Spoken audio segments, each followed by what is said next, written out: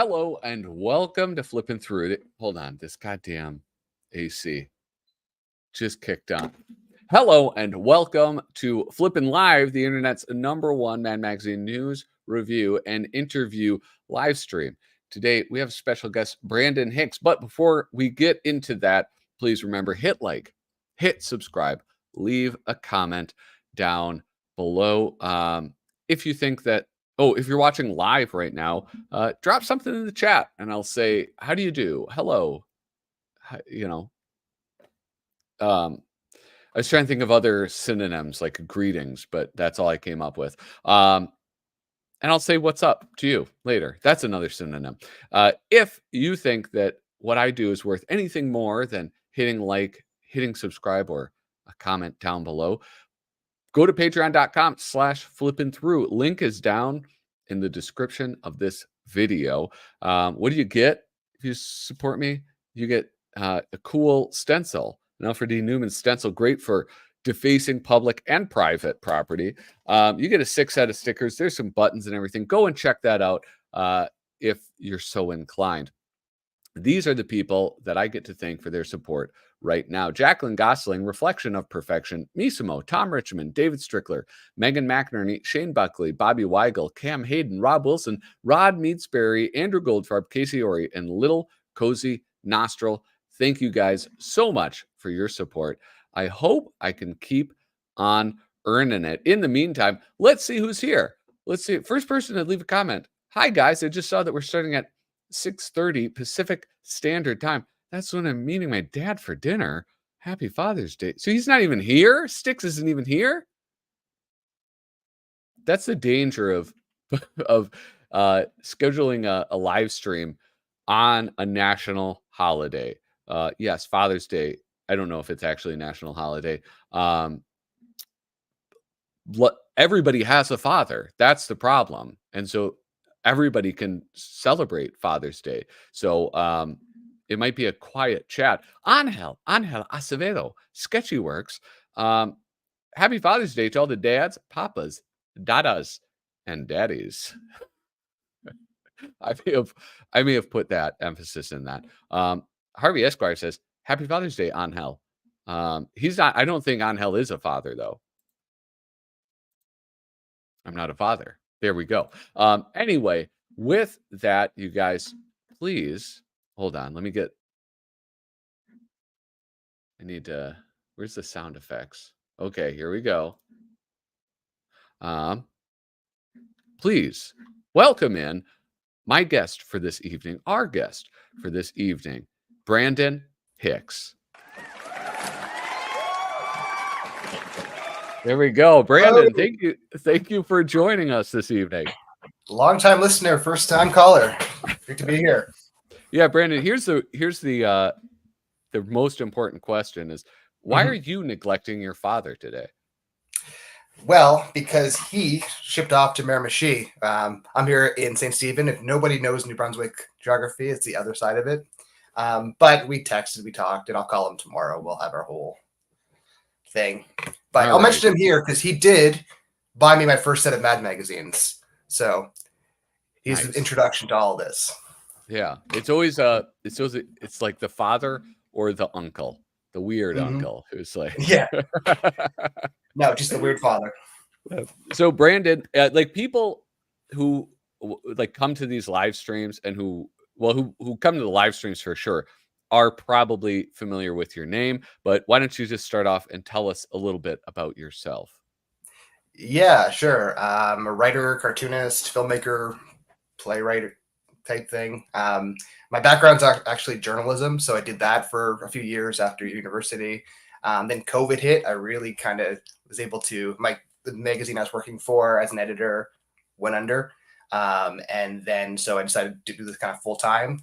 And so far, so good. So I've been making a lot of short films, working for a variety of magazines. Making little animations, writing scripts, doing that. I think what people, if they know me at all here, would be for Freaky. I've been working for them for a few years. Yeah, especially since the pandemic. Yeah. Well, excellent. That's I didn't know you were a journalist, and that makes sense to me because a lot of your the stuff that you post on Instagram, like you do a storytelling with that. Yeah. You're like, yeah, go ahead. I mean, for me, it's like a lot of journalism and just nonfiction is kind of what drew me to this. I've always been big into comedy, specifically Mad Magazine, and this is kind of always what I wanted to do. And journalism seemed like the easiest path into that. It just makes sense. Or one that actually has some kind of remuneration. It doesn't, but it seemed like it would be a more safe way to go. So yeah, and I studied it. I got a scholarship I did a radio show in high school.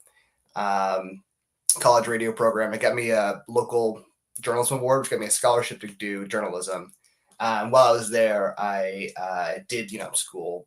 I did a weekly cartoon for the school paper, and I started working for the Rumpus. If anybody knows who that is, it's a San Francisco-based literary magazine. And I was the comic editor for them for several years, just on the side.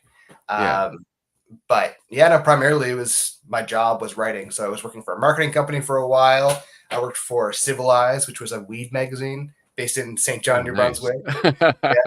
And that was cool for a couple of years, but they kind of went under, like most magazines do.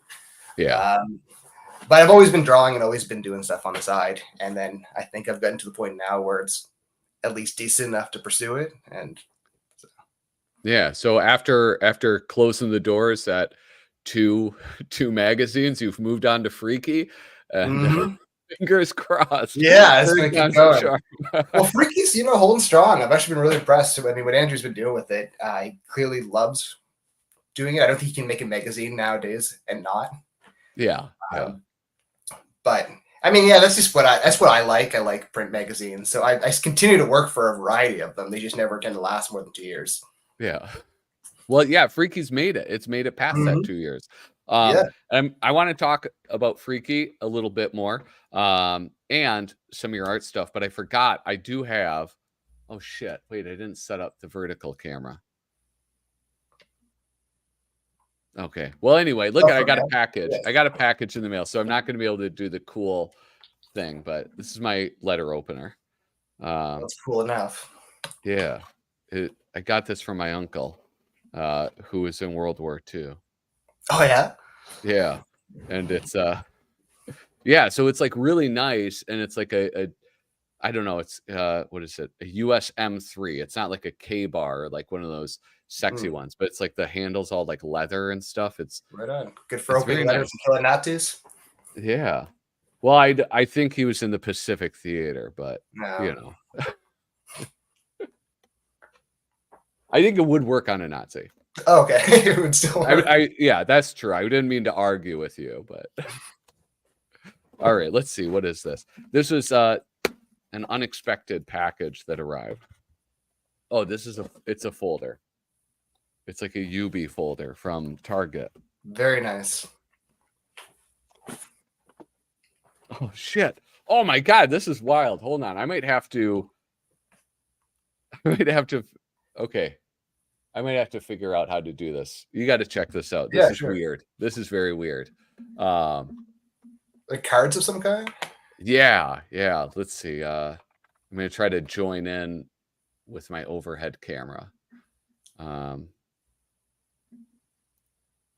right. Sorry, I wasn't prepared for this, but this is too good to not show. Settings.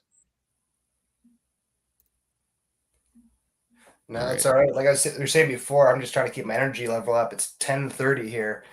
I guess we're saying I don't know how Cal Bridget does it. We're on the same time zone. So. Yeah, it's punishing. That's for sure. Okay, hopefully I won't get a bunch of. Wait a second. I'll just mute it. All right, enter studio. Just building up anticipation here. Yeah. So we're gonna do this. It's upside down, so I'll have to like look at famous comic book creators first series. It's an official set, photos, birthdays, stats, and credits. This is like a picture of like the box. Yeah. Oh, that's hilarious. God, the fucking glare too, though.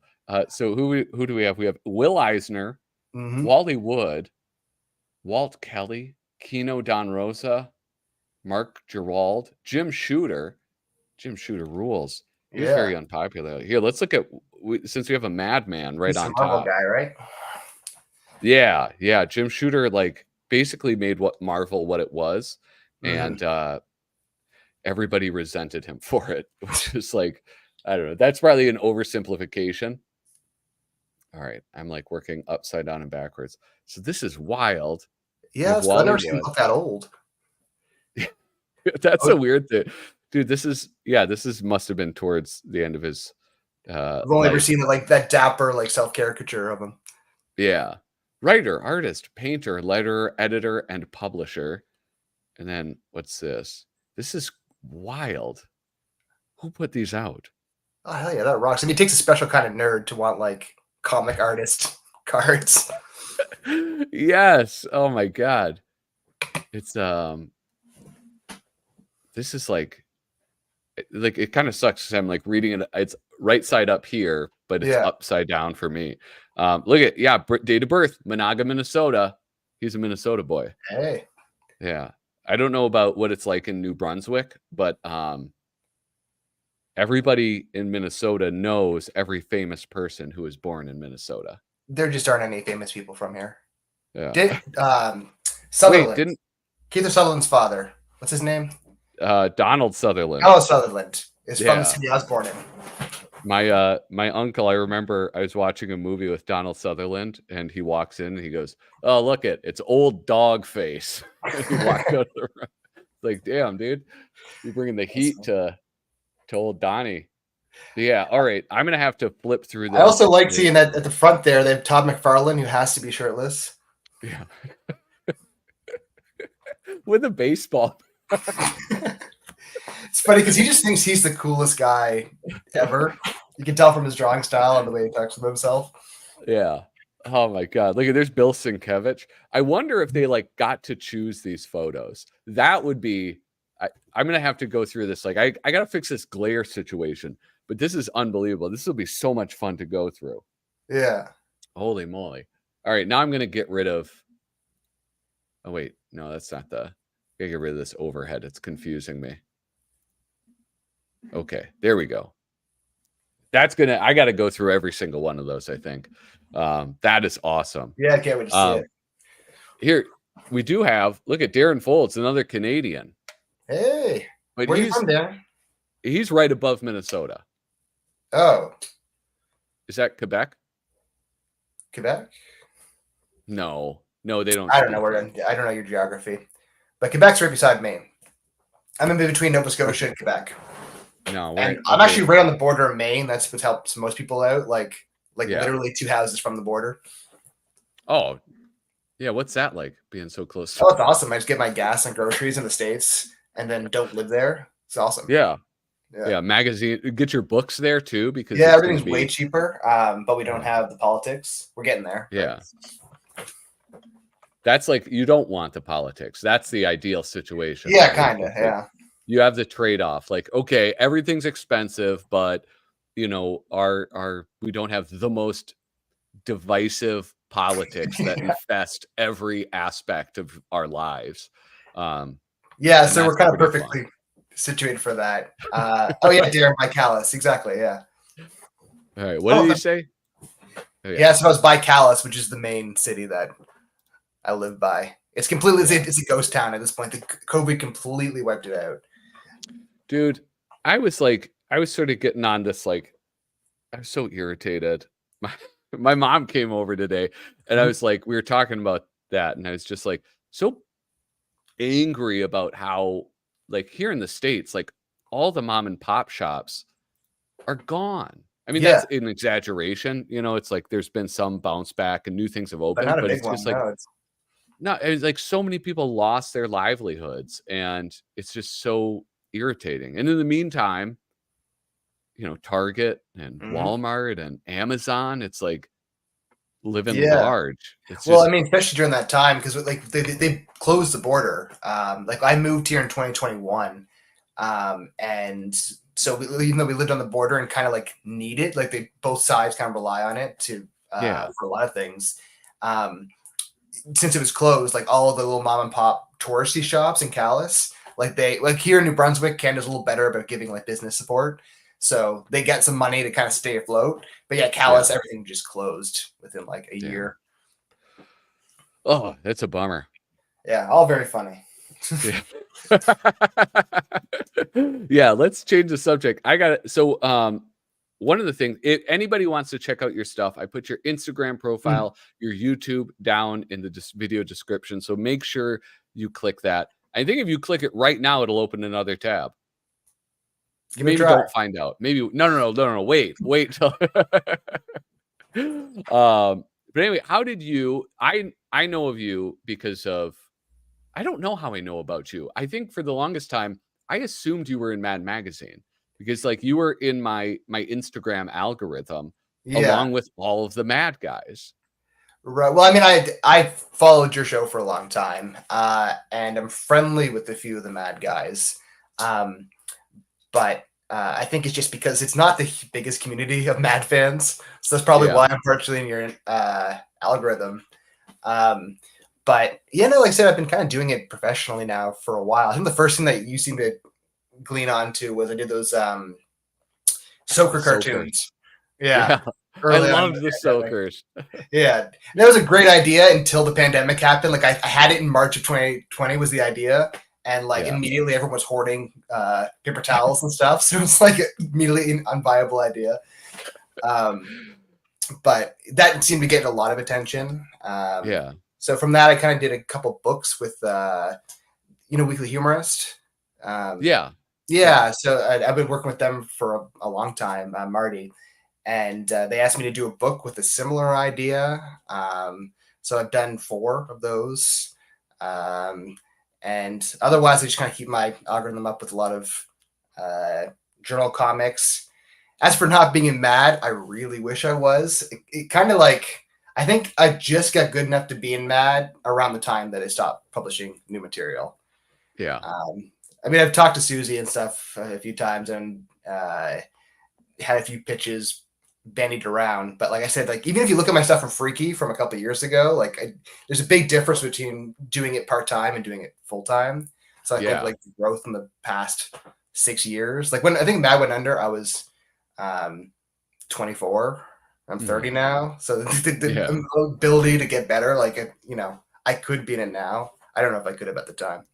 Yeah, that's like, I mean, it's got to be satisfying though to like see that growth in your own artwork and to have the success you did. And it's just like, you miss out because there's people like Kyle Bridget and like Noah Van Sciver who were in it just like a handful of times. Yeah, and then it's like.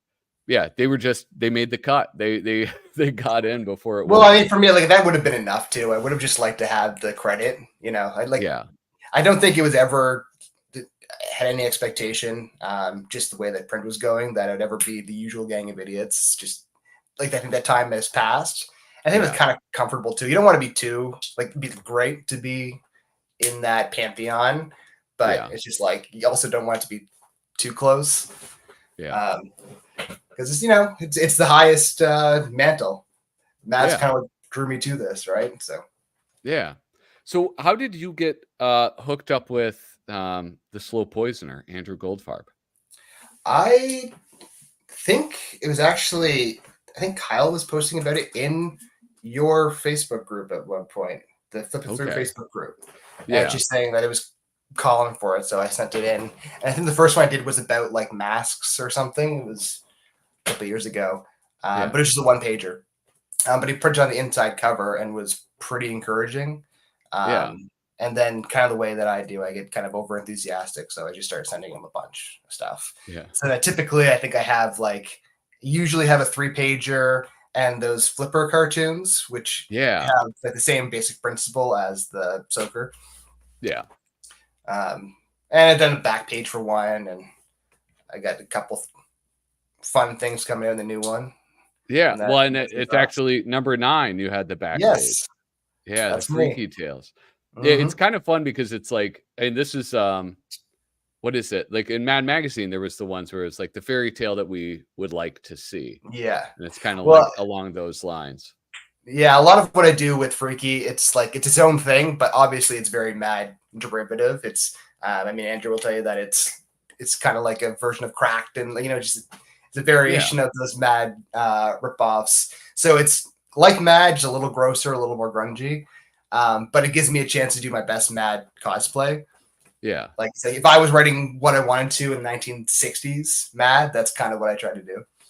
Yeah. Well, it's like it's almost like the Mort Todd Cracked, where it Mhm. feels like a little bit more punk rock, a little bit Yeah. like you're saying, like a little grungier, a little crustier. You can do things that maybe like 1960s Mad would Mhm. do, but modern Mad or like more recent Mads wouldn't have maybe been willing Yeah. to go Well, out if you on look that at limb. it, I'm not sure if it's that issue, but I think is that the one that have it's towards the front, but I have a 3-pager about like cafes or something, which is very much like an old 60s um, Mad style, but like it's all just gross shit. Yeah. I'm not sure. This is number 9. Um, It'd be at the this is front, I think. I usually have the yeah. No, it's not this one. nah. I don't think. I think I remember that one though. And I mean, like things like that is where it's sort of this is the issue where it's like they did the Wednesday Adams thing, Yeah.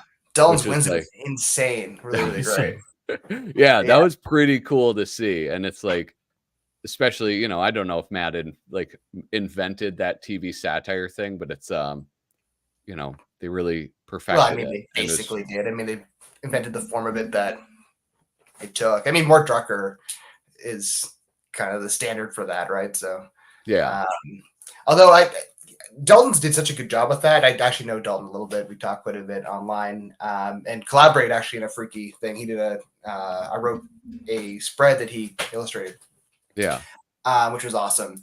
But he did that so well that I was thinking like, if Mad were to come back, I think he would be a great kind of like Angela Torres to Mort Drucker, like to Tom Richmond. You know what I mean? Like Yeah. same basic vibe, but just another version of it.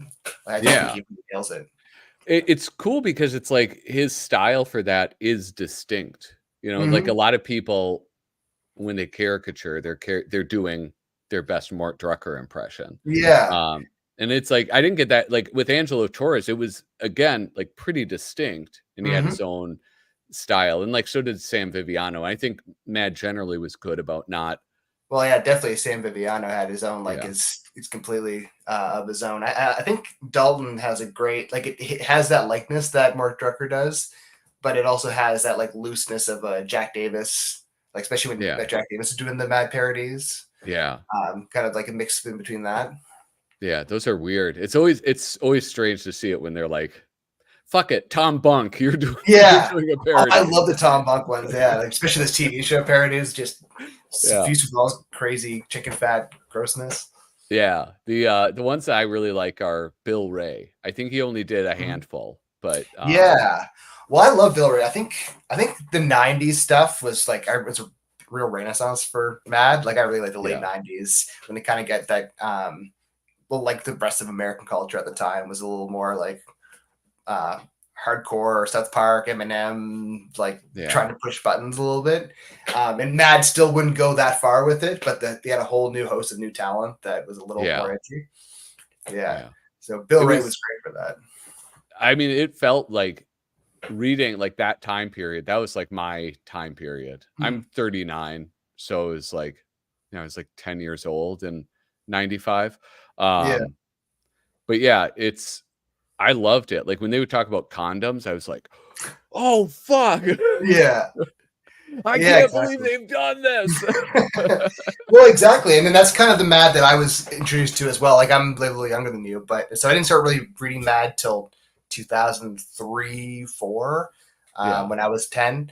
Um, but Mad TV was huge when I was a kid. And that was kind of the tone that they were more like. Like it was just Mad TV was kind of like the more hardcore, dick jokes, condom jokes. It's just like yeah, that was more indicative of what Mad was. But you go back to the 60s and 70s, it's pretty tame. Yeah. Yeah.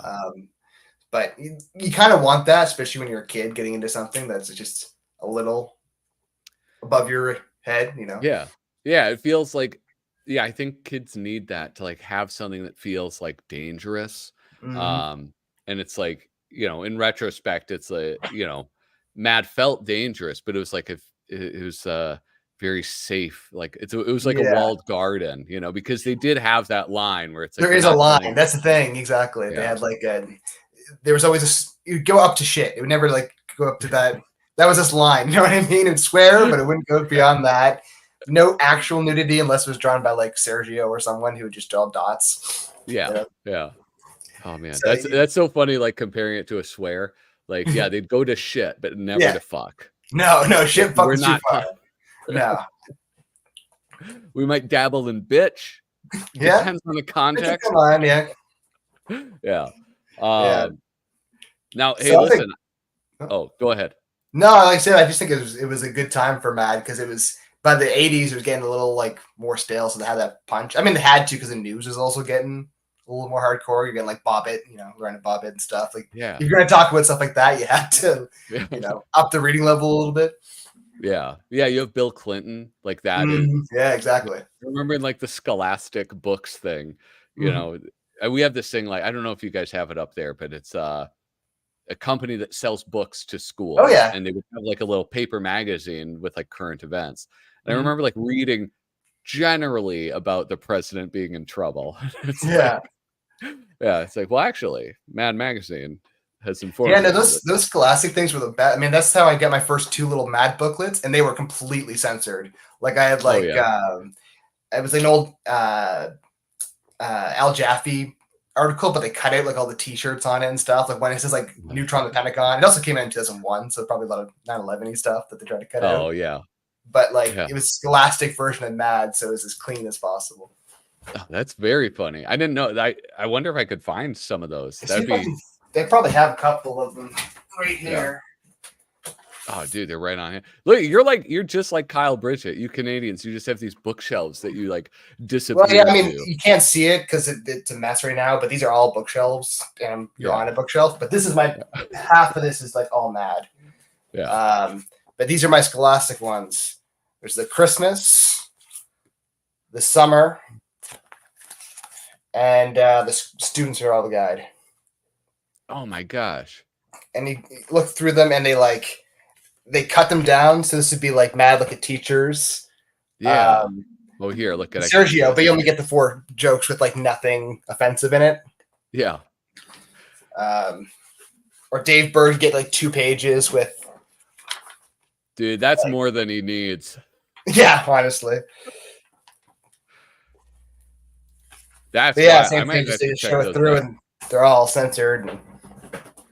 Oh, that'd be a fun thing to look at. I wonder, like, I was gonna ask. I wonder if Doug Guilford knows about those. Oh, but that's a dumb question, obviously. right? Yeah. All right. Hey, a little bit of Mad news. All right. Is this? I was perusing Reddit, and it was. Let's see. Can I zoom in on this? So something special about issue number 40. Midtown Comics. It looks like we're getting a fair new amount of new content in this issue. So check this out. No cover yet revealed. Usual gang of idiots. But here we go. In case you didn't know by now, 2024 is an election year. Mad number 40 vetoes that news and says politics schmolitics. This issue contains a 1/3 consensus of pages filled with brand spanking new Mad content. Includes a Mad look at by Sergio Aragones, Tom Bunk's political trading cards, pontification-filled parodies, snappy answers to stupid questions, political edition, and much more. So it seems like new material by Bunk, Aragones, and some mystery person who will be doing snappy answers to stupid questions.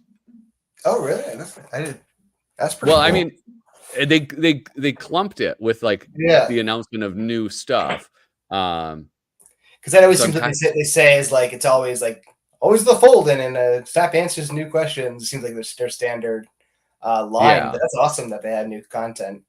Yeah. Well, and it does say a fabulous new front runner fold in by Johnny Sampson, and then classic, and then they say classic favorites, Spy versus Spy, and other stuff about presidents or whatever.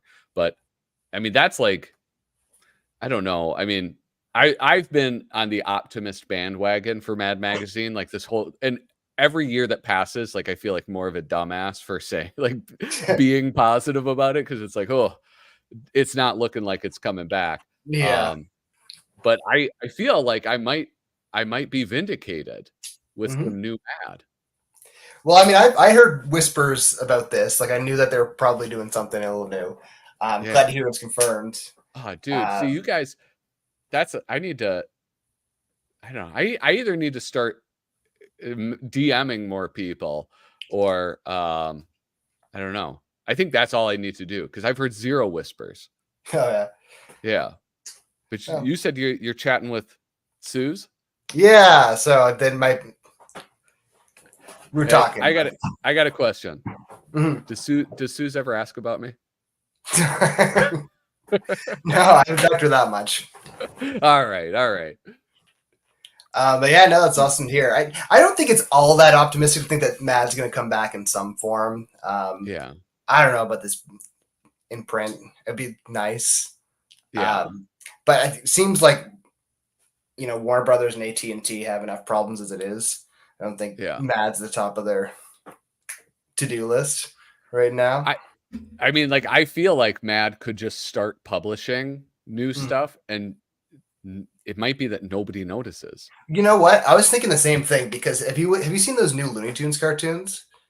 No. They're fantastic. So like they commissioned years ago like a bunch of new Looney Tunes cartoons from some studio, and it seems like they just have been doing them, and the whole Warner Brothers studio's been like a mess. But they just kept making these cartoons, and they're like almost as good as they were back in the 40s and 50s. Yeah. But like no one was paying attention. So they're just all on HBO Max, and they're like great, but nobody knows they exist. So maybe if Matt can find a nice little deal like that, where just they sign it and then no one pays attention to them, they get in a nice little studio and coast on that as long as they can. Yeah, and everybody, like, I bet people who are super into Looney Tunes have all been watching those and loving it, and just happy to not be noticed by absolutely, that's overlords. I'm been blown away at how good they are, and nobody knows they exist. Yeah, I'm gonna check. You know what? I think my kids have probably watched them. Yeah, because they were going through like the original ones that are up there, where like sometimes you'd get like the warning out front. Yeah. Like, all right, this is the good stuff, girls. Get ready. Yeah, well, part of the cool thing with this too is they're not like babyish. They do have like kind of adult jokes. There's one that was really blew me away. It's like Bugs Bunny's like killed by a mummy, and it's the most brutal. They're breaking his bones, and they're like, and then they played off as a joke afterwards. But like, they're not going for just G-rated cutesy stuff either. Like, they try to keep the same tone that they used to have. I think Johnny Ryan, do you know who that is? The cartoonist. He writes for it. He writes horrible, like violent, sexist, terrible. These are all compliments to him. I don't think he'd make this inside. But they're like some of the most horrible cartoons you've ever seen. And he's one of the head writers on the show. All right. What's his name? Johnny Ryan. I wouldn't pull any of this stuff up. All right. Well, yeah, this is a family show. Let's see. Okay. Oh, no, wrong thing. Yeah. It's a old domain name. He used to write for Vice back when that was the Yeah, Vice used to rule, man. Yeah. Oh man. I had this. Do you remember they used to do this thing in like the old magazine? And who's the guy? One of the founders. He started the Proud Boys. And I heard about that. I don't know his name, but I know who you're talking about. Yeah, I mean, like, he fucking knows how to put together a damn good magazine. Because I mean, clearly, the Proud Boys are awful, but they seem like he can organize a group. So they can throw over a capital. They can put it together a magazine. Yeah. Oh my God. I've seen Johnny Ryan stuff. Maybe we'll pull it up temporarily. This is it, right? Yeah, that's him. And you see his signature is jizz, so that gives you a sense of his sensibilities. Yeah. Do you really want to watch this movie? I think it has sex in it. Anyway, that's the kind of person who's writing these kids' cartoons. Yeah. So.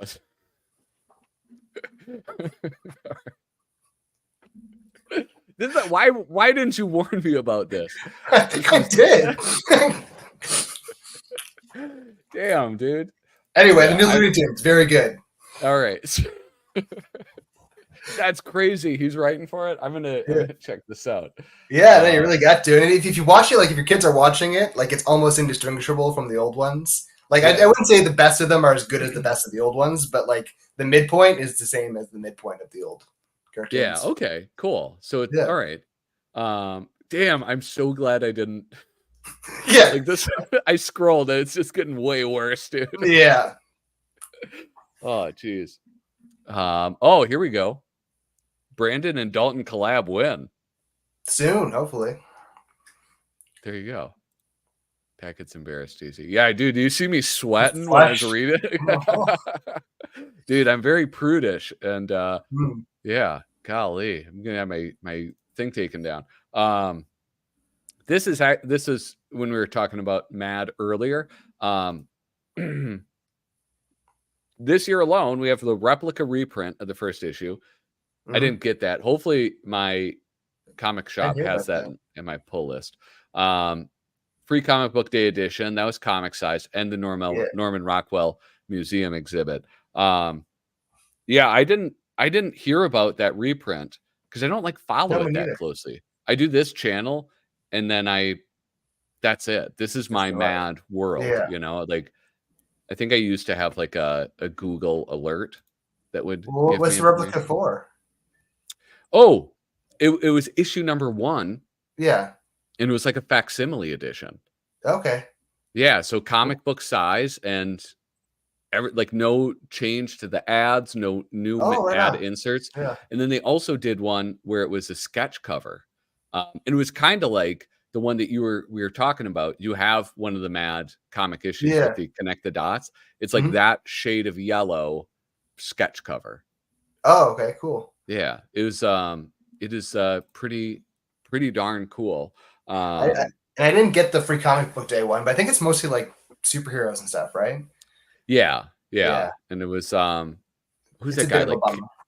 Yeah, because I'm glad that they're promoting Mad more and they're doing extra stuff, but it seems like a lot of DC's continuing to put more DC stuff into Mad. Even I found in the reboot, which I kind of liked for the most part, the LA reboot, they really went heavy on more DC stuff and more Superman parodies. And that's I started calling out that when I do the reviews, I noticed they'll have a lot of vertical integration. Yeah. And also Sergio, I want to get Dick DiBartolo on the show and maybe play the match game with him. That'd be awesome. But I kind of want to ask about when Sergio has to do a mad look at the Incredible Hulk or a mad look at Wonder Woman. Is it paid for? Because I don't know. It's usually the worst ones. Well, I think with Sergio, he can make anything funny. So my guess is to probably just ask him. And I've talked to him a few times just over streams and stuff. And he just seems exceptionally friendly too. So my guess is probably more hey, we'd love it if you did 4 pages on Wonder Woman. He's like, all right, yeah, okay.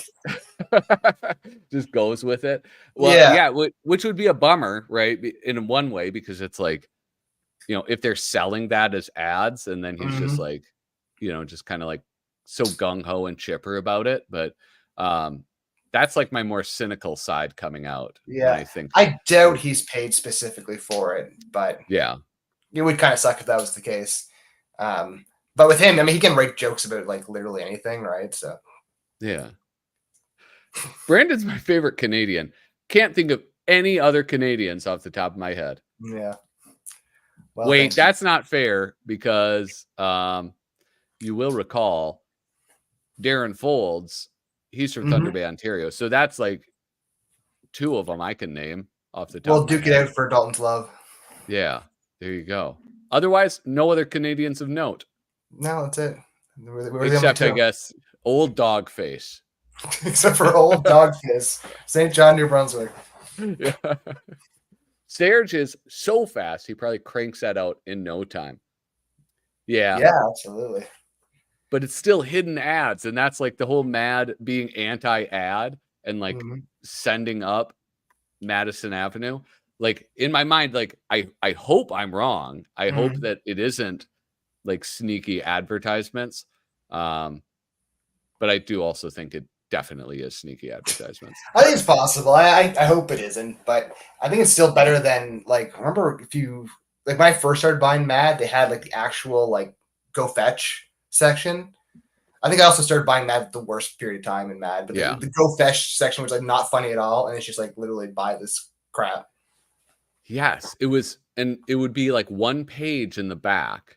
Yeah. And it was like, I mean, it was something that you would see in like Game Informer or something. Yeah, exactly. You know, I mean, there was like, oh, whatever a 14-year-old boy would like, you know, because that's I assume the reader base is.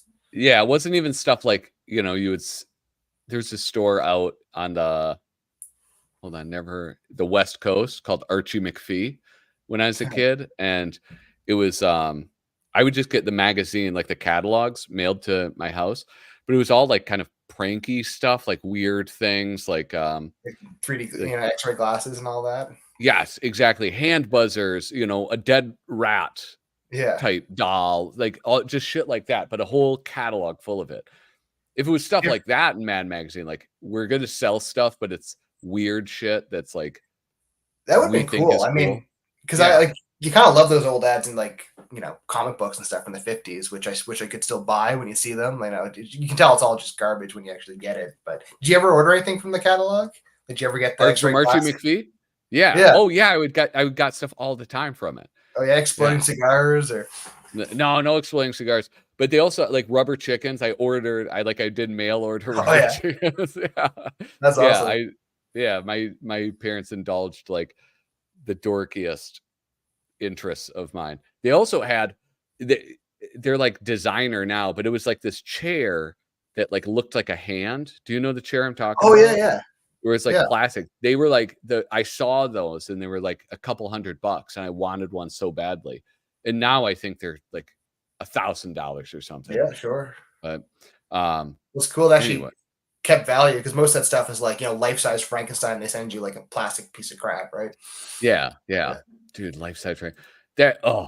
Kyle Bridget sent me this. He saw it on like Temu or something. He sent it to me. He goes, I think it's a scam. Maybe don't buy it. But I love the Gill Man from Universal Monsters. Oh yeah. And it was like this weird wall art thing where he's like, I mean, it looked fantastic. It looked like life size coming out of the wall, and there was like fish nets and a driftwood log, and it's still it's good. I've seen them advertise in old comics too, and I just assumed it'd be the same thing, just a crappy like decal. Yeah, well, and that's like, but all the photos looked so cool, and I wanted to buy it, but I was like, it can't be $20. Yeah. What was I going to do? But you mentioned something else I wanted to bring up. How about this? I got into Men in 2002. I had anti-tobacco, PS2 games, and Sobe drink ads. And the Sobe drink ads, this is what I fucking hated about it. Sorry for my language. They would do stuff where it would be mad artists drawing stuff for it. Yeah. And so they like kind of blurred the line. Yeah. Just because you couldn't tell the difference. It would like blur the lines. Maybe it's because I'm like a working artist now. I prefer that. Or I'm like, it's at least if you're gonna pay for it, pay one of the artists to do something. You can still label it because I know they did. Al Jaffee did a couple like fold-in ads for cars and stuff in there too, back like 2005 or 6. Yeah, it's like it still kind of sucks, but at least it's Al Jaffee. Yeah, Yeah, that's a good point. Like that's the silver lining. Yeah. In the chat, you guys, or if you're watching this not live, make sure that you leave a comment of your favorite Canadian. Leave that as a comment. Angel Acevedo says, my favorite Canadian is Danny Antonucci. Ed, and Eddie is my childhood show. Is that like the guy who made it or the guy who did the voice? I think it's the guy who made it. Okay. Didn't he? He also did like a bunch of like. Did he Lucha the Butcher? Was that him too? It's like it was an old animated cartoon which the butcher just cuts off his thumb and then gradually cuts off all his fingers. Yeah. All my recommendations are great. Johnny Ryan, Lucha the Butcher, Violence. Yeah. Brandon, is everything okay, dude? Like who? Your style is like pretty distinct from like anything else I've seen. Like, do you have artists that you feel have influenced you more so than others, or like do you have? Yeah. Well, I mean, like I just had no training. That's probably why mine doesn't look like anybody else's. I just kind of fell into it ass backwards, and it took a long time to get there. And my influences change. Like when I grew up with Mad was the greatest thing ever. So emulating all of them at the same time for a while, and then obviously you get into like late high school and early university, you get into the underground cartoonists like Robert Crumb and all that, and kind of move past that stuff back into the old stuff that I like. So I think the biggest influences probably are like old Archie comics. Particularly like Harry Lucy, Dan DeCarlo, and I have actually have an original Jughead comic by Sam Schwartz that I bought not that long ago. So that's a big one for me. It's funny because it was something I read a lot as a kid and then kind of dismissed. Now that I'm older, I go back and read old Archie. Like that's a big one for me. Just because as you get older, it's like it's just compulsively readable. It's like watching a cartoon, reading it. Yeah. So those guys are big. And otherwise, I mean, when it comes to Mad, Sergio's work ethic, I think even more so than his output, which I love as well, but just I don't draw exactly like him, but just the ability to draw quickly. Yeah. I appreciate it. So I think that's kind of, I try to teach myself to draw very fast. So when you look at my journal comics on Instagram, like those never take me more than like 3 hours. And then, so because of that, I've been able to do a lot more like I do performing, like drawing. So if there's a concert going on locally or like a stand-up show and stuff, sometimes I'll be invited to go on and I'll do like live drawing of that. So that's real cool. So yeah, a lot of it just comes from just drawing a lot and not worrying too much about style. But it took me like years to get there. Everyone tells you that. Everyone says like, oh, it's like, don't worry about a style, you'll come to you. But it's hard to believe. You always want to draw a certain way and be recognized. Because there's nothing worse than being a cartoonist with no identifiable style. Yeah. Well, that's okay. Wait, I'll remind me of that later because that kind of leads into a debate I've been having with a Canadian about an artist. But it's kind of funny, like what you mentioned about like the speed and like the way that Sergio can draw quick, and then Archie, like because all of those comic artists in that Archie era like could draw so fucking fast, and it was like you have these like because they're producing, they have to like I don't know, produce like 20 a week or something. Like it's insane. Like 5 artists did like all of them, and you just look at any newsstand, right? They're just piles and piles of stuff. So it's like all of that is like it's economy of line, right? Like Sergio is just like able to, with very few lines, give a lot of detail. And like Archie and Jughead, like the thing about Archie and Jughead is like I always noticed, but I didn't appreciate, is like the little like hashtag for Archie's hair and how much that communicates, it being like just like a buzzed side thing, like kind of high and tight, and just stuff like that where it's like, I'm an animation nerd too, so like I really like that the any cartoon character. I know Matt Groening from The Simpsons totes this a lot, but like the best cartoon characters are like identifiable in silhouette. So like, Bart Simpson has a spiky forehead, or there's the Batman. You could just like, if you just see them in silhouette, you get it. And Archie and Jughead and all have that too. I think what really spoke to me about the Archie stuff, one, how easily readable it is. It's kind of like a perfect little utopia where the only real conflict is jealousy. And then everything's just so physical. It's like dancing. Like, no matter what they're doing, it's like if they're sad, they're like their arms are slooped down, they're dragging their feet across the ground. Or if they're excited or they're scared, like it's like this. So when you're a kid, that's really easy to pick up on the emotions of it. And I feel the same way about movies. I like animation or like old silent film that like you really see the physicality of it. I think that goes it's like pantomime. Yeah, exactly. Yeah. Because especially nowadays where people only kind of like to read, the more you can tell visually in your comics, the better. So I think if you can just emotionally get that across. So I try to do that when I draw too. It's quick. Yeah. You learn, it's like, well, this big emotion is quicker to draw and it reads faster. Yeah. Well, that's there was something about Archie and Jughead. Yeah, so you're a student at them a little bit?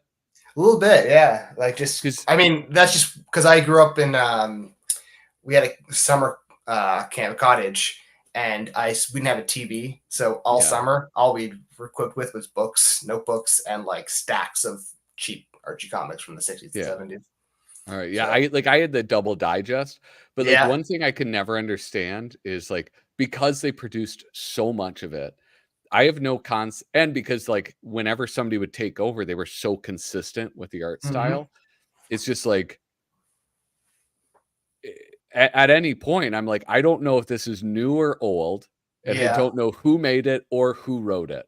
Like, well, when I was a kid, like I couldn't care less. It was just crap to read. But that's why I think in the last few years, as I've been doing it professionally, I've come back to it where it's like, it's just, why did it attract me so much when I was a kid? Besides the fact that it was available. And then you start to parse out, you see like, oh, I can recognize this liner versus this person's liner. But most of the time, they weren't credited. Like eventually they get there. And most of it is terrible. I don't want to say like overall Archie is fantastic and super funny all the time. Most of it is actually pretty bad. But there's a sweet spot in like the late 50s through the early 70s that the artists were kind of doing their best work. And they just have that fun, corny 60s sensibility. Same reason I like the Dick Van Dyke Show or the Honeymooners, right? Like just over the top physical 60s sensibilities. Yeah. And, it is kind of hard when you have like your characters are like, well, Reggie is just like this rich asshole. Jughead sure loves those hamburgers. Oh, yeah. And Archie is just a fucking poon hound, and you can't stop him. Very defined. Every story rolls around that same thing. And like literally the only conflict pretty much ever is just everyone's jealous of each other. Yeah. Why does he have all the hamburgers? I want the hamburgers. Like Ethel loves Jughead, but Jughead doesn't love her, and Betty loves Archie, but Archie loves Veronica. Yeah. Oh, Cherry, dude. You remember her? Oh yeah, Cheryl Boss. Hell yeah. Dude, I gotta get plugs back into that. You know what I'm gonna do? I'm gonna start collecting Archie comics. I'm gonna go for a complete collection. Oh yeah. Like I said, try and focus. There's some good look at me right on hand. Archie Decades, 60s. This is all Harry Lucy. Oh, nice. All Dan DeCarlo. Well, that's like, this is when you were like, I got an original Jughead by so-and-so. I was like, oh, neat. And I was like, I have no idea. He's like the best. I can bring it out. Do you want to see was there any interest of the mad people to see this? Because you see the digest and they're like tiny. I haven't framed this yet, but. Oh, wait. Oh, hold on. Oh. Oh, this is original artwork. Yeah, no, like an original. Oh my gosh. So that's the kind of stuff that I love. It's the physicality. Yeah, Mr. Weatherby. Yeah. And it's 6 pages. And I got this for under 200 Canadian. Damn. What is that in US dollars? No, like Canadian. 100? So what is that in US dollars? That's probably like $150. $50. Yeah, I don't know. Our dollar sucks right now, so Yeah. I've not had to buy anything Canadian, so I don't know the exchange rate. That's I think we're awesome. like Wait, there we go. 70 cents on the dollar right now, so it's pretty brutal. That's awesome though. That like original artwork is, I don't know. I want to get original artwork. That's like I've been getting a little more into it. I don't really spend that much money on it. So like that was surprisingly cheap. Like most of the Archie stuff I've seen, especially from artists that I like, is expensive. It just happened to be, cheap, right time for it. But I get like a couple things. I got like for animation nerds, I have a Bill Plimpton animation thing there. I noticed that when I did you full screen. Yeah. Do you know who Bill Plimpton is? He did like the Your Face animation. He's done a few Simpsons things. Big I don't think so. Independent animator. But I met him in National Cartoon Society last year. Bought a sell off him. Yeah, so you that's something we were talking about, and I wanted to know. Now I'm looking up at Bill Plimpton. You must have, because he did a bunch of ads and stuff. I'm sure you would have seen his stuff. It's all his pencil crayon drawing. Oh, okay. Yeah. This looks very familiar. Yeah, he's just kind of been in the ether for 30 years or whatever.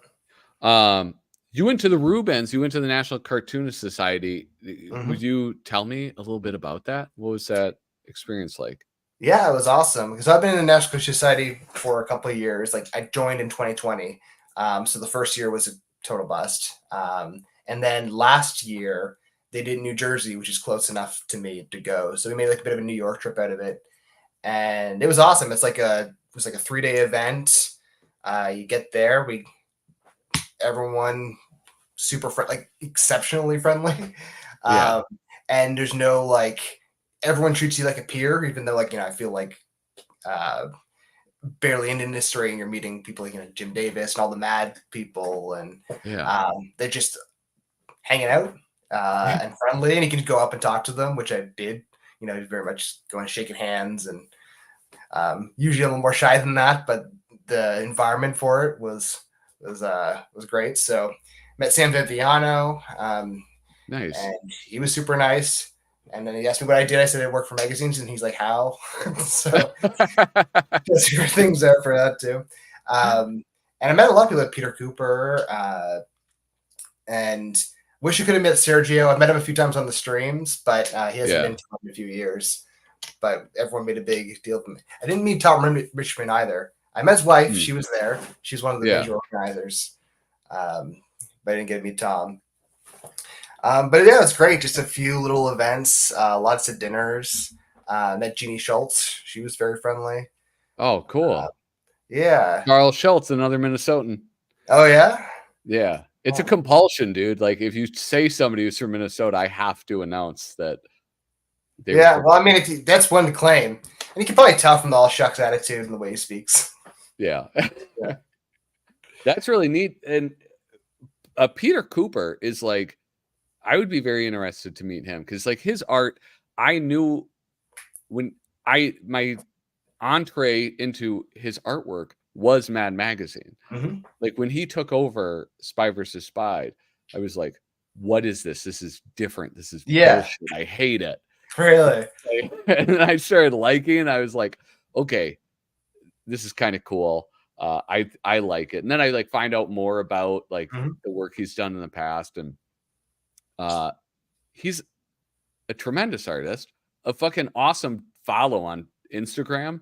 Yeah, I post a lot. Like, he's like doing all sorts of wild stuff. A lot of good political stuff. And I mean, that's always been his tone. Like, he's done a lot of like books on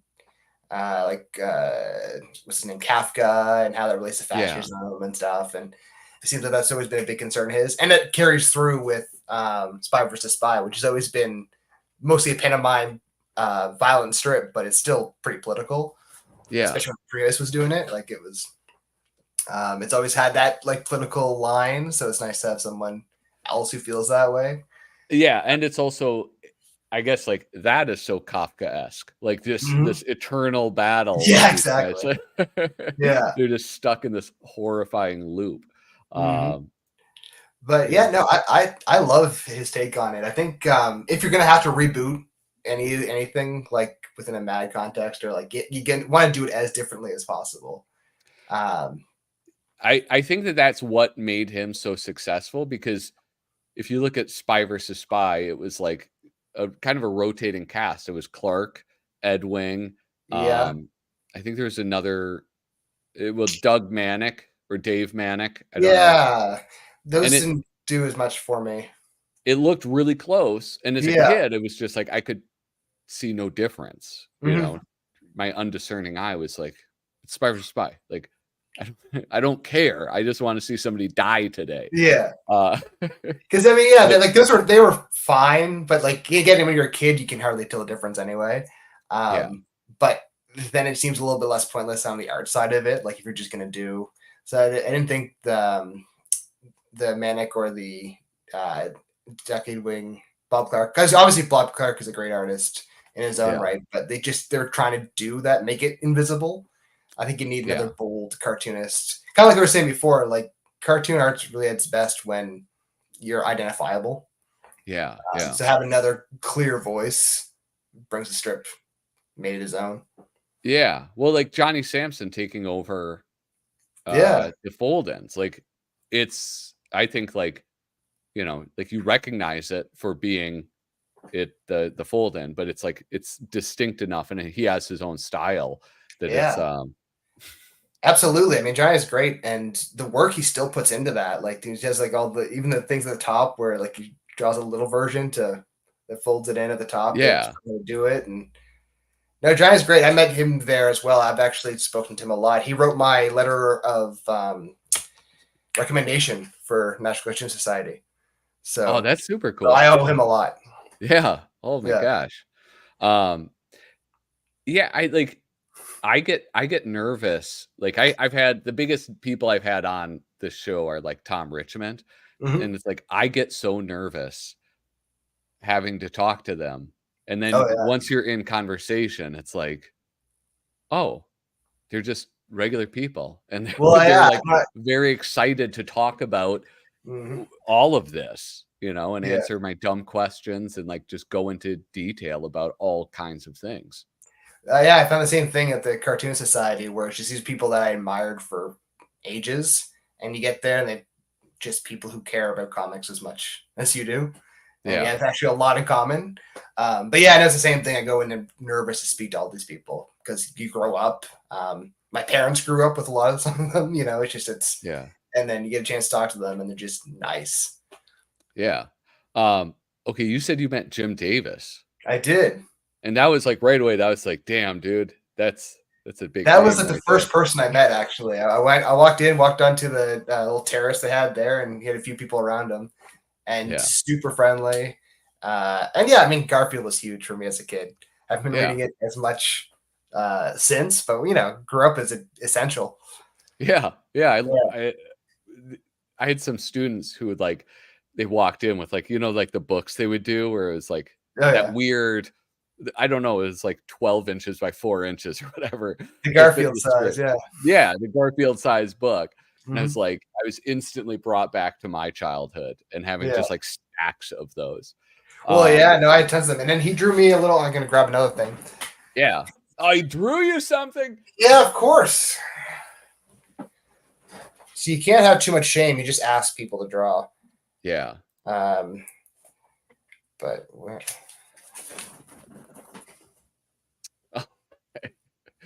Dude. Come on. That's awesome. Oh, man. That's really cool. That's super cool. This is, hold on. Heathcliff. Actually, Heathcliff is killing it lately. Where do you even read Heathcliff? That's like Instagram. Go on. Heathcliff is fantastic lately. I don't know when this happened. I think it was a couple of years ago, and it's the most bizarre strip you'll ever read. I'm gonna search it up. I was talking with some friends about like Marmaduke. Yeah. And just like how that was just like you'd have Marmaduke like, you know, the strip is Marmaduke like this on a chair. Yeah. You know, because he's like he can't he's a big old, And then his owner's saying, Marmaduke, get out of that chair. Yeah, every joke is that's just a big damn dog. Yeah. It's like, wow, how big is this dog this week? Yeah. Too big for that chair. Yeah, that's for sure. We actually Top Cat, I liked Top Cat because he had a cool attitude. And I'm a sucker. Like if that's why I always fell into the wrong crowds. Is like I would follow a Top Cat, you know, and be like, all right, I'll try this funny looking cigarette you have. Is he the one who was like exit stage left? Is that... Yeah, I think he was wearing a top hat. Top Cat. Let's oh wait, no, I'm thinking of who am I thinking of? Hold on, let me share the. Oh yeah, Top Cat does suck. All right. That's right. Who am I? I feel like there's one that had a top hat. I think you just imagined that.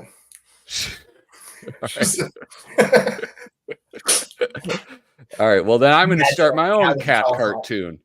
And he's going to have a top hat and hookers. Yeah. Let's see. Oh, look at, he pulled the rug out from under you. Just kidding. I love them all. Hero was trying to back him. Yeah. Oh wait, yeah. I got distracted. I was going to this Heathcliff thing. I'm going to follow this. I think I'm on the right thing. Heathcliff Comics with an X.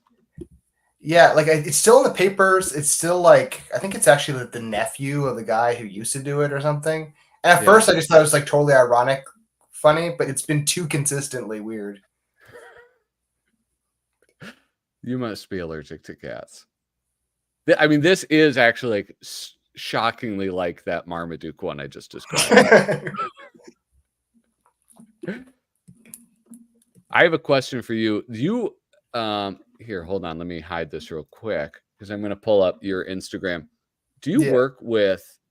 You're mostly digital, right? Are you completely digital?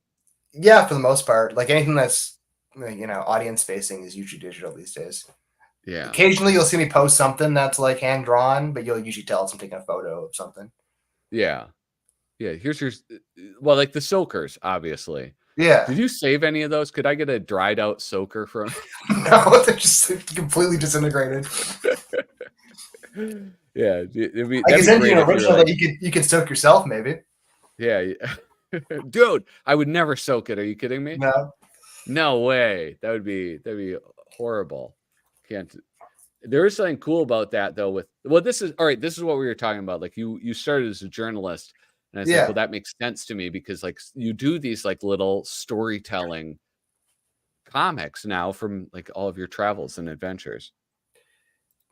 Yeah, and that's essentially like a lot of. I mean, this is just what I do if something interesting happens. But I also do a lot of like nonfiction comics for various magazines. I did like.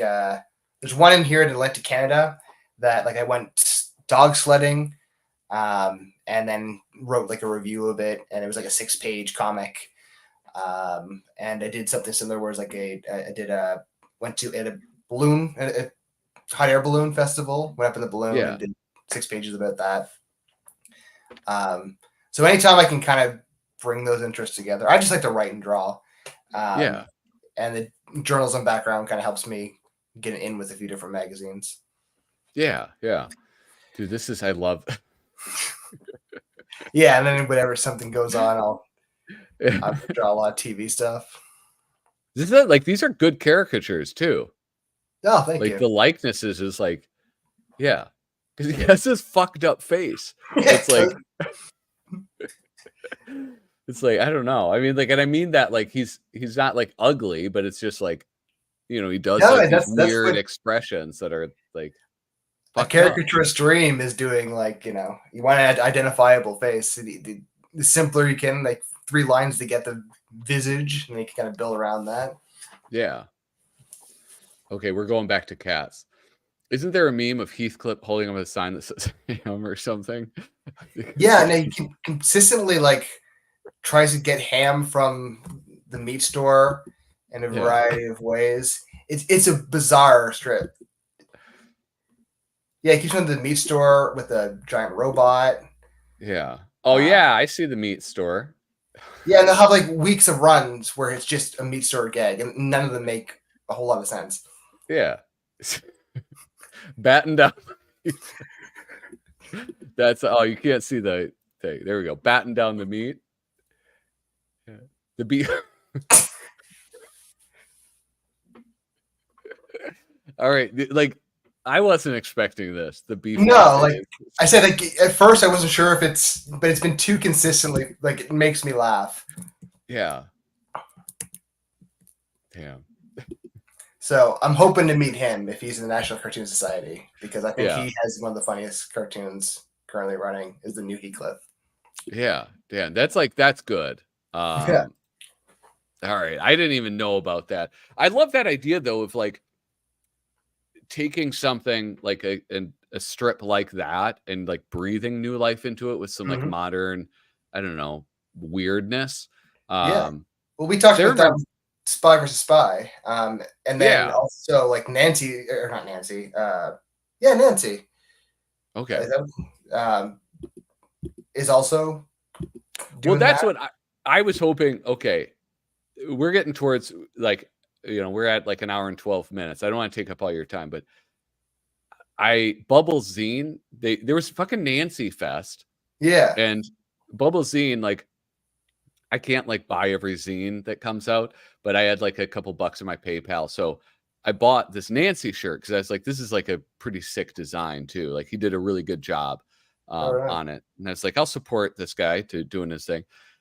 But the thing is, I don't know anything about Nancy, and I don't understand why everybody's fucking going ape over Nancy. And I just need somebody to explain it to me. There seems to be a new Nancy renaissance type going on. Everyone seems to be really into her. Yeah. Well, Nancy, see? Yeah. That's what everybody says, but I don't get it. It took me a while too because I couldn't figure out if it was actually. You can't stop. What the fuck? I couldn't tell if it was ironic at first either. But the more you read, you do eventually start to pick up on it. Like it kind of has the same Heathcliff oddity to it. Yeah.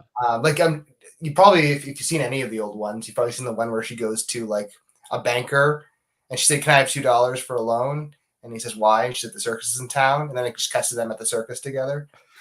And it's just like this like simple and stupid stuff, right? Her and the banker were there together. Her and the banker together with ice cream. It was great. So like, it's of all the strips, it has the fewest words and the so low effort for the jokes. But again, just the consistency where it's like a stamp or it's just like, I forgot who had this quote, but somebody said that it's you finish reading a Nancy before you decide not to read it. Like it's just the easiest thing to read. Yeah. So those really old strips have a weird, bizarre quality where you're not even entirely sure that Ernie Bushmiller got it. Yeah. Yeah. There's a lot of that like meta stuff too. So like it's inconsistent, but the old strips are great. And then in between they did for like decades, Guy Gilchrist did it, and his often maligned reboot of it. Yeah. And then lately, an online cartoonist, I don't know her real name, but Olivia James is how she goes by. Like I think she's like a pseudonym. And she's doing it now, and it's completely updated the whole thing, where it's the same kind of weird humor that it was in the 50s, but more updated. Like the same strange meta stuff. Yeah. But from a modern perspective, written by a woman. All right. Let's see. I'm still doing Nancy Sluggo talking about snow. Let's see if Google can fucking. Oh, it did. Oh, Google fucking rules, dude.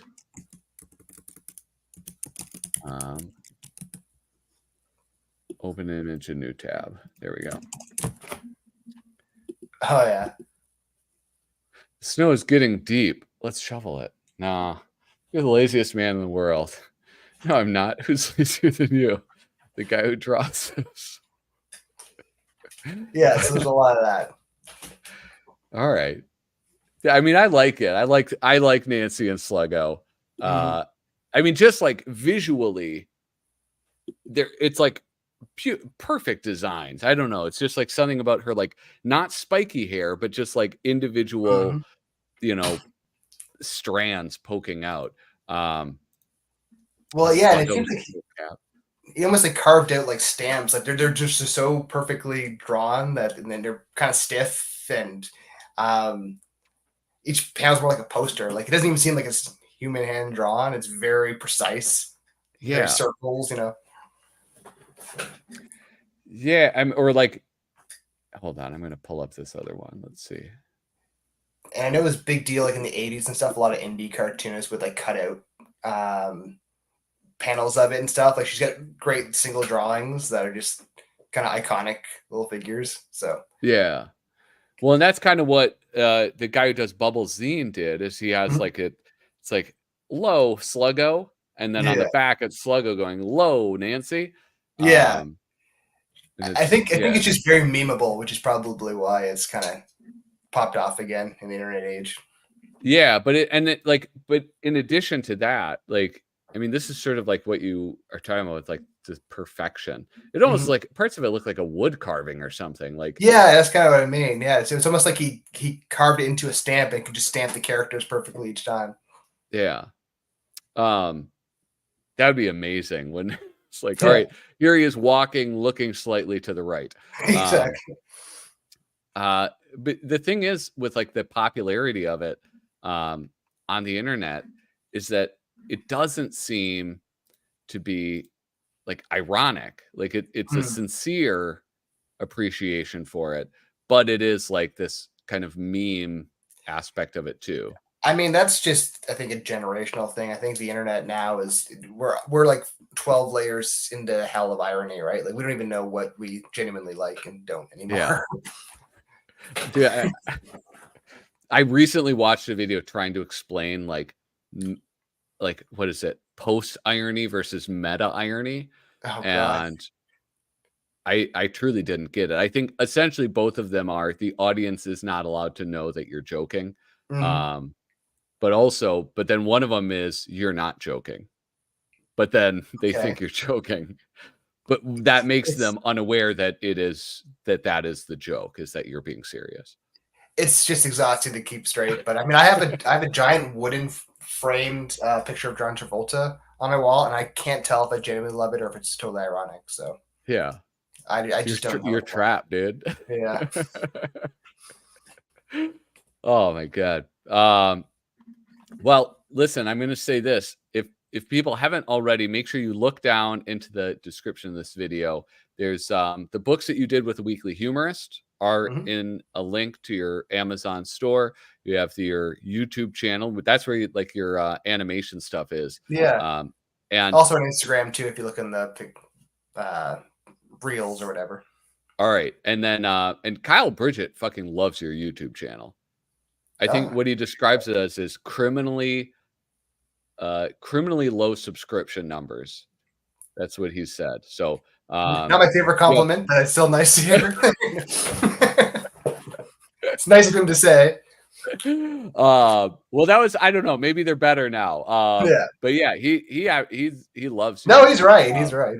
Yeah, and that's like if you respect that Canadian's thought, which, we're in mixed.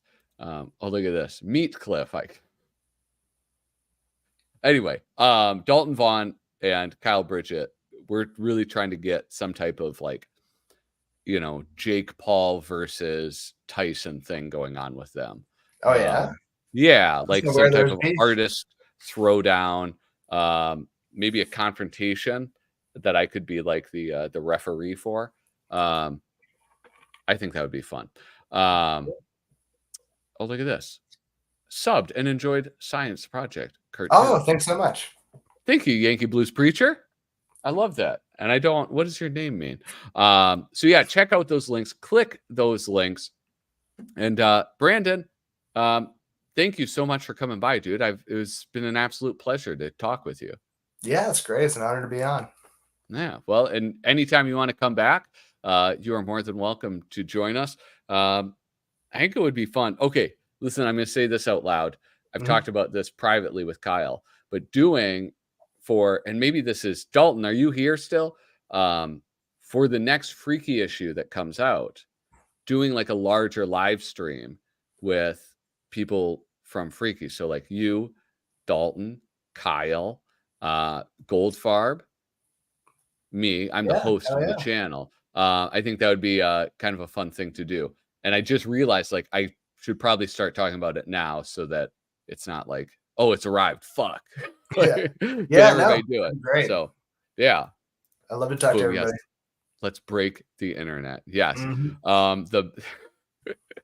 The humor magazine circle of the internet will be aflame with comments and excitement. But anyway, you guys remember, please hit like, hit subscribe, leave a comment down below. That is the best way to support this channel and help it grow. Thank you so much for watching. Toodaloo.